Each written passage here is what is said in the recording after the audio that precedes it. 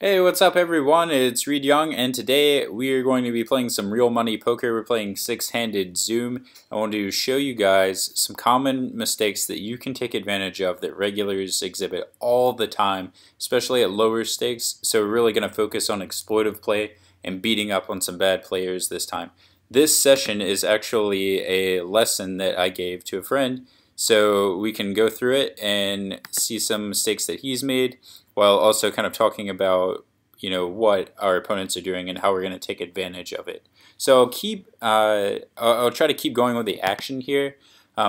Here on the left side, ace 10 suited is definitely a call. You can see they're about 100 big blinds effective, and it's just a hand that plays too well to fold. If you're folding ace 10 suited and you think about it, I mean, what can you really do on any ace high flop? The hand also has a lot of ability to flop decent draws and see a lot of turns. There's also, ace high has a decent amount of showdown value that you get to realize every once in a while, probably not from that early of a position. I think re-raising it is a bit out of the question just because it's a little too weak to re-raise for value, and a little too strong to treat it as a bluff. So in other words, if you do go ahead and re-raise ace 10 there, I think it's just, you might as well have something else.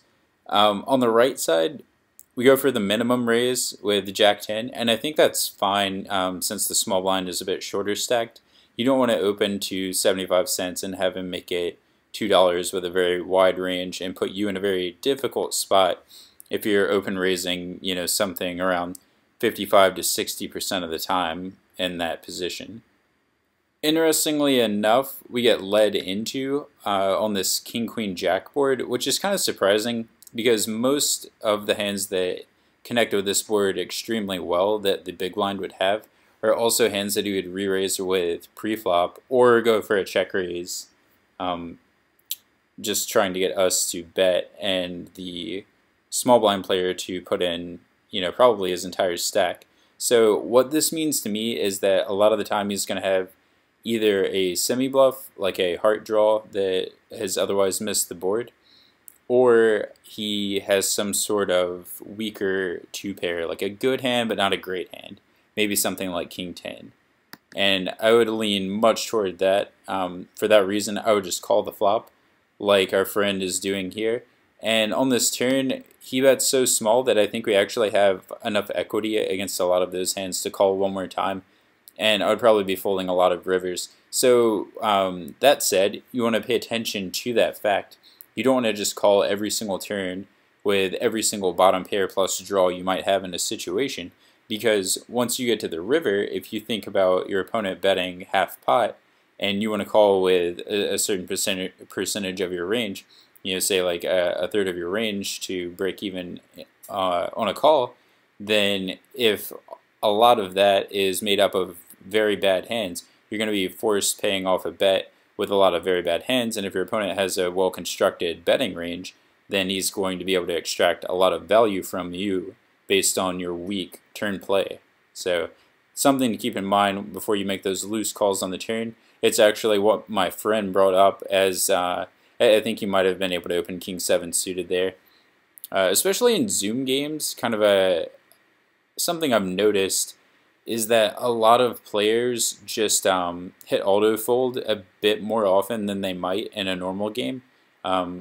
So it's something you could take advantage of by opening slightly wider, I think, in exploiting the field a little bit.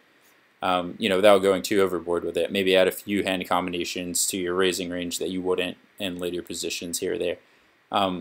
Ace 10 offsuit on this Jack 9-5 2 club board without backdoor clubs for us, I think it's just a check back, and we just don't really connect with the board nearly as well as our opponent does. And there just aren't very many great turn and river combinations for our hand, unless we turn an ace or something like that. The right side 4-3 suited, even though we have position, it's just too weak of a hand given the pot odds we were getting there pre-flop, so easy fold. And then here's another good point. On the left, we have the ace 10 offsuit, and we're considering betting the turn. And actually, our friend, I think he does it. Let's see, he's kind of trying to decide here. Looks like he knows it's a close spot, so that's cool. I think checking back there is a good idea, but you can see the compounding errors that can potentially arise from having too wide of a continuation betting range on the flop. So if he didn't continuation bet this flop, then he's not forced into what he thought was a close spot on the turn to try to represent a flush, which he clearly has a lot less often than our opponent has. And it just puts him in a really tough spot. Like, what if our opponent check raises him with a hand like 7-8 on the turn without clubs in it? We really can't continue. And if you can't take that heat with so many of your turn betting hands, a good player is going to make you pay for it. Yeah, that said, this player may not be one of them, and he might be just check folding the turn with a pair of 9s, in which case it's an excellent bet. But here, I think that's not the case. On this river, he bets a little over half pot, excuse me. I think I would be calling this just because I don't expect this to be a very thin value bet that often. In other words, I would expect to see a hand like 7-8 of hearts or Queen 10 offsuit without a club often enough to profit, because now I don't think he's going to be betting a hand like 9-8 with the 8 of clubs. It just doesn't make any sense unless he thinks that we're going to be calling with an ace, which a lot of players at these limits do not. On the other hand, you have players who just say, hey, I have a flush, so I'm going to bet. So they may not actually be thinking what they're doing, and trying to exploit that ends up actually accidentally working out for them. So another thing that would lean my decision toward a call is this player might have something like King 5 of hearts that he's turning into a bluff, or maybe even a hand as strong as 9-8 of spades that he's trying to bluff with and represent a flush. And if that's the case, a pair of aces does quite well, and we catch a lot of bluffs successfully. So I think the combination of other missed draws, the amount of dead clubs on the board, the fact that we clearly, or pretty clearly, I mean, I wouldn't say it all the time, but can't have the nut flush that often, makes me want to call there. I believe our friend ends up folding, which is, I mean, like I said, fine. Who knows if he's just trying to value bet the 7 of clubs or something. It just doesn't make any sense. But I think I would still call.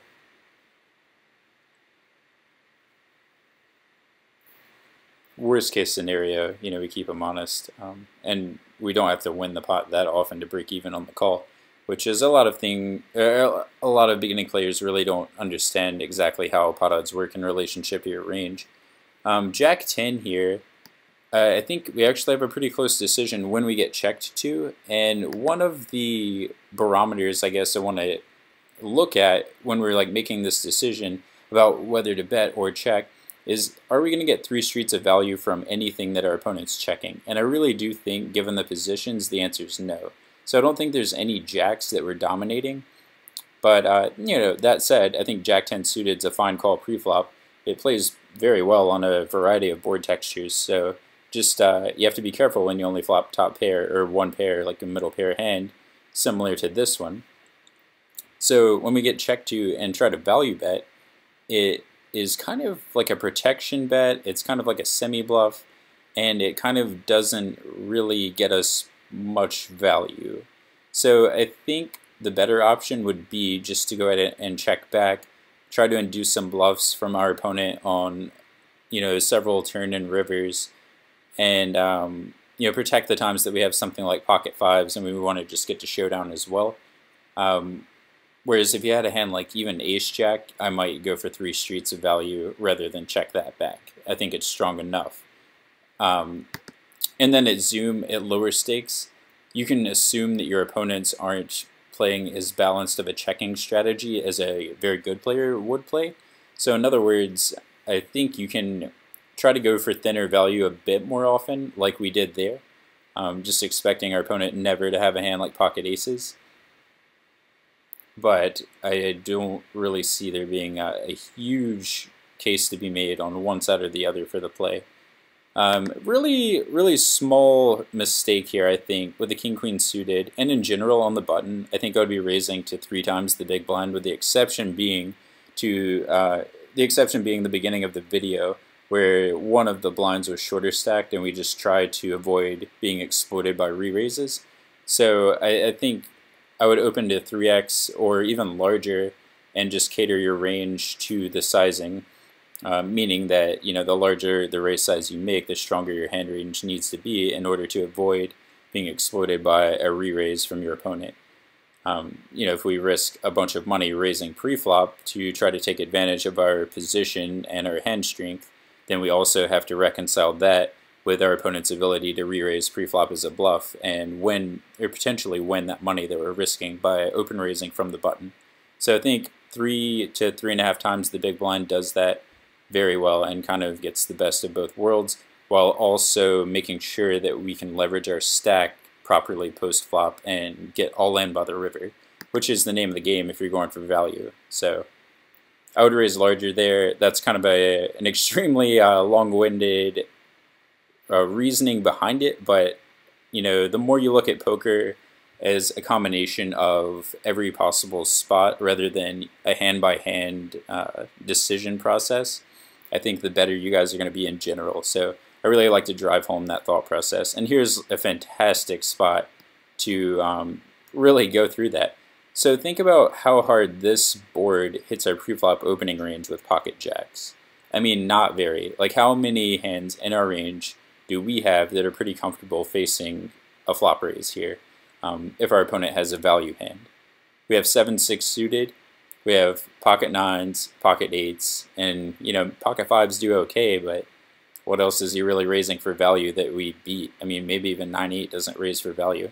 So if we only have 8s, 9s, and 7-6 suited, that's not many combinations. So that means that we're going to have to be checking a lot of our weaker hands so we don't face a raise and get put into a spot where the bulk of our range to call a raise or bet and fold aren't these very strong one pair hands like jacks that just do poorly on pretty much every board run out just because of how terrible the flop is. And the board can get worse. The turn could be a queen and maybe has jack 10, even though we block it with jacks.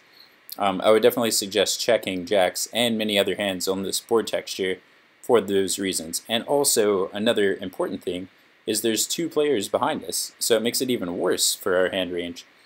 So easy check on the flop here. I think a lot of people just say, hey, my pair's higher than the board, so easy bet. When in reality, we need to look at the board texture and just how hard we hit the board. So common misconception there, and I don't really fault my friend here for betting, but it is a spot that very good players are going to beat you up if your continuation betting frequency is very high on this type of board texture. So, if he makes it 5 with his entire range, clearly we're in a bit of trouble here. So, again on the turn, I mean, the board gets even worse for our range and our hand. What can we do here? I mean, I don't think a bet really shows a profit. What's he meant to be calling us down with 10-9 suited? I mean, I would imagine hands like pocket 6s, pocket 7s, and 5-6 suited, if he has those, find a fold unless it's hearts. So there's just not much to even get value from, let alone hope that the river plays out well for us if we do get called again or raised and then have a tough decision.